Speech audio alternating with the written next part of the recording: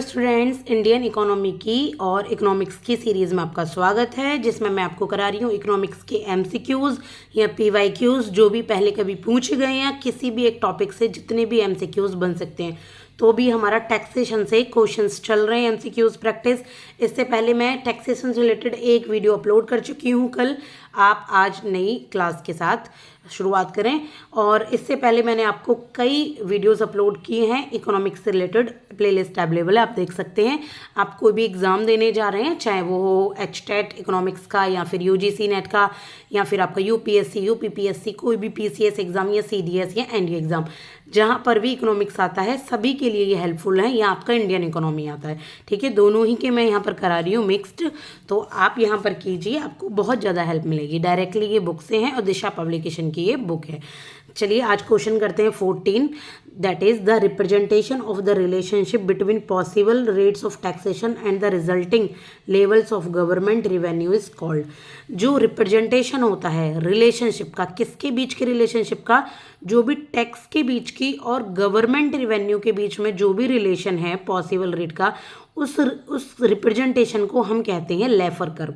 Laffer curve क्या करता है, रिप्रेजेंट करता है जो भी टैक्स और गवर्नमेंट के रिवेन्यू के बीच में रिलेशनशिप है। जैसे कि कितना टैक्स गवर्नमेंट के पास आ रहा है, कितना खर्चा गवर्नमेंट कर रही है, तो लेफर कर्व इसकी सारी स्टेटमेंट निकालता है, सबको ये रिप्रेजेंट करता है। तो आंसर क्या हो जाएगा, लेफर कर्व। एक बार आप पॉज करके बॉक्स को पढ़ें तो आपको और अच्छे तरीके से क्लियर हो जाएगा। इसके बाद largest tax collected at the federal government level is the, जो लार्जेस्ट टैक्स कलेक्टेड होता है फेडरल गवर्नमेंट को, वो कितना होता है, तो ये होता है आपका, कहाँ से होता है, वो होता है इनकम टैक्स के थ्रू। सबसे ज़्यादा जो टैक्स आता है इनकम टैक्स के थ्रू आता है 80% के अराउंड। और बाकी जितने भी हैं वो आपके 20% आपके अदर से आते हैं, ठीक है। इसके बाद है question number 16, that is indicate the sequence of the following in terms of the implementation. Implementation के अकॉर्डिंग इनको आप क्या करेंगे, आपको इनको सीक्वेंस में लगाना है कि पहले कौन सा टैक्स इम्प्लीमेंट हुआ, जब टैक्सेशन आया था तो फिर कौन सा टैक्स आया, इस तरीके से।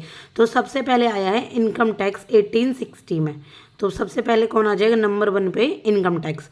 इसके बाद आया है आपका एक्सपेंडिचर टैक्स, नंबर 2 आ जाएगा। इसके बाद एक्सपेंडिचर टैक्स, फिर आया वैल्यू एडेड टैक्स और फिर आया फ्रिंज बेनिफिट।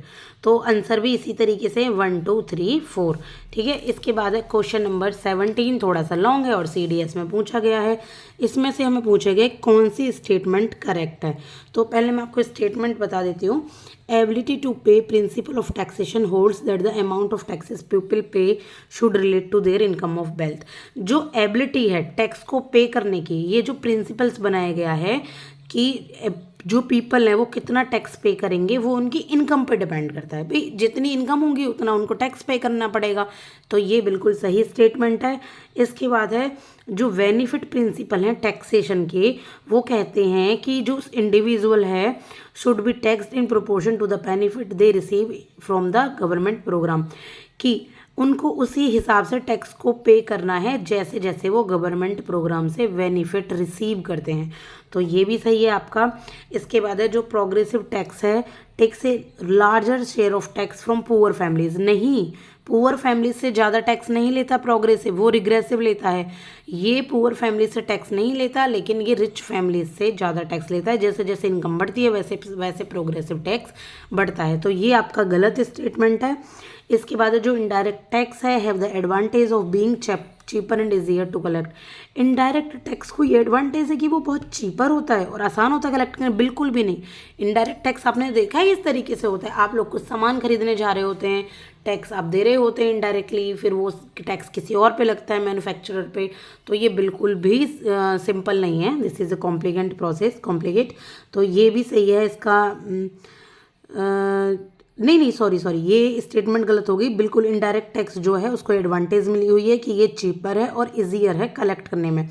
मैं यहाँ ये गलती हो गई है mentally, sorry, I am very sorry for it. तो ये है 1 2 एंड 4, इसका आंसर क्या हो जाएगा, 1 2 एंड 4। इसके बाद है which one of the following is the major source of gross tax revenue for the government of India.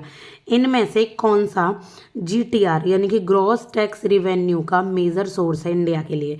तो ये है कॉरपोरेशन टैक्स। कॉरपोरेशन से सबसे ज़्यादा GTR आता है यानी कि सबसे ज़्यादा इकट्ठा टैक्स आता है।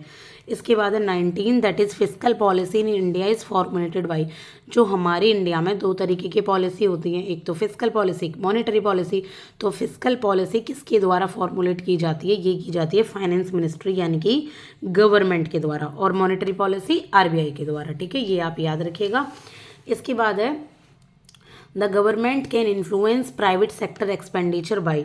जो प्राइवेट सेक्टर एक्सपेंडिचर होता है तो गवर्नमेंट इन्फ्लुएंस किससे करते हैं उसको? वो करते हैं गवर्नमेंट टैक्सेशन से। टैक्स ज़्यादा ले कम ले तो प्राइवेट सेक्टर इन्फ्लुएंस होगा ना।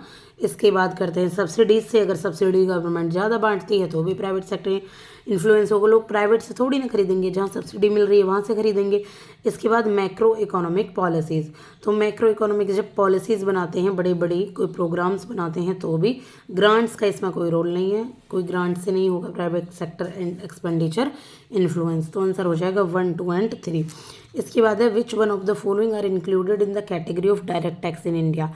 कि इनमें से कौन सा जो कैटेगरी है वो डायरेक्ट टैक्स की है। डायरेक्ट टैक्स कौन कौन से हैं? तो कॉरपोरेशन टैक्स भी डायरेक्ट टैक्स होता है, टैक्स ऑन इनकम तो होता ही डायरेक्ट टैक्स है, और वेल्थ टैक्स भी डायरेक्ट टैक्स होता है। बाकी कस्टम ड्यूटी और आपके जो एक्साइज ड्यूटी होते हैं ये आपके इनडायरेक्ट टैक्स में आते हैं। इसके बाद in India the price of petroleum product has been deregulated mainly to. India में जो पेट्रोलियम प्रोडक्ट के प्राइस हैं उनको डीरेगुलेट करता है। किसके लिए डीरेगुलेट होते हैं? तो वो reduce the burden of subsidies given to the oil companies. जो ऑयल कंपनीज होती हैं उनके ऊपर बर्डन जो होता है सब्सिडीज़ का उसको घटा देते हैं, सब्सिडीज़ के बर्डन तो को घटा देते हैं। आप एक बार पॉज करके इसको पढ़ लीजिएगा। Corporation tax is imposed by. जो कॉरपोरेशन टैक्स है वो किसके द्वारा इम्पोज किया जाता है? तो इम्पोज किया जाता है सेंट्रल गवर्नमेंट। डायरेक्ट टैक्स है, सेंट्रल गवर्नमेंट के द्वारा आपका इम्पोज किया जाता है। इसके बाद है कॉरपोरेशन टैक्स जो है इंडिया में वो लिवाई होता है एक कंपनी की इनकम पे। इनमें से किस में कॉरपोरेशन टैक्स इंक्लूड नहीं होता? तो sale proceeds of assets. Assets की जब सेल की जाती है तो यहाँ पर आपका कॉरपोरेशन टैक्स लिवाई नहीं होता। इसके बाद है 25 that is which one among the following is not a source of tax revenue for the central government. Central government के लिए इनमें से कौन सा सोर्स ऑफ रेवेन्यू नहीं है? तो ये है मोटर व्हीकल टैक्स। ये सेंट्रल गवर्नमेंट का नहीं है, ये स्टेट टैक्स होता है। इसके बाद है which one of the following statement about कृषि कल्याण सेस आर करेक्ट। कृषि कल्याण सेस एक एडिशनल परसेंटेज होती है टैक्स की जो डोमेस्टिक टैक्स प्लेयर को देनी होती है। किसको? एज अ उनकी अनडिस्क्लोज्ड जो इनकम होती है 30% के अराउंड ये पे होती है। तो इसका आंसर हो जाएगा कि किसी is calculated is the same way service tax is calculated, और करंट रेट जो है ये है इसका KKC इज 0.50%। पर फिर भी मैं आपको कहूँगी जब भी आप एग्ज़ाम देने जाएं तो आप एक बार इसको रीड कर लें। ठीक है, किसको एक बार 0.50 जो इसका करंट रेट है इसको देख लें तो आपको अच्छे तरीके से ये आपका अप टू डेट हो जाएगा। इसके बाद who had suggested N imposition of expenditure tax in India for the first time. First time expenditure tax को किसने इंडिया में सजेस्ट किया? तो ये है कार्ल लोर ने। इसके बाद मोट वेट इज रिलेटेड टू। जो मोट वेट है यानी कि मॉडिफाइड वैल्यू एडेड टैक्स वो किससे रिलेटेड है? तो ये रिलेटेड है नॉर्मली वैल्यू एडेड टैक्स से। इसके बाद है which one of the following is not a tax levied by the government of India. कौन सा ऐसा टैक्स है जो गवर्नमेंट के द्वारा लेवाई नहीं होता? तो ये है toll tax. Toll tax state government के द्वारा लेवाई होता है। इसके बाद है 30 that is with a view to redress the grievance of tax payer speedily. Income tax department ने एक नया इलेक्ट्रॉनिक प्लेटफॉर्म लॉन्च किया है ताकि जो टैक्स पेयर को जो भी दिक्कतें आती हैं वो उनको निवारण कर सकें। तो ये है ई निवारण। अभी के लिए इतना ही। आगे मैं आपको 31 क्वेश्चन से कराऊंगी। 30 क्वेश्चन तक मैं यहाँ करा चुकी हूँ और ये कराए हैं मैंने आपको क्वेश्चन नंबर 14 से। आई थिंक कराए हैं, नहीं 20 से कराए हैं मैंने आपको 31 तक। तो 10 to 11 क्वेश्चन मैं करा चुकी हूँ। अभी I have some work, so I have to go. So please अगर आपको वीडियो पसंद आई तो लाइक शेयर एंड सब्सक्राइब जरूर कीजिएगा। ऐसी ही वीडियो आपको डे बाई डे मिलती रहेंगी। आप किसी भी एग्जाम की तैयारी कर रहे हैं, आपके लिए बहुत हेल्पफुल रहेंगी। डायरेक्टली बुक से हैं, कोई भी इसमें आपको गलती होने का वो ही नहीं है, स्कोप ही नहीं है। और मैंने जो स्टेटमेंट एक गलत बोली थी वो मैंने नॉट को इज़ नॉट को नॉट समझ लिया था, कुछ इस तरीके से हुआ था, स्टेटमेंट गलत हो गई थी।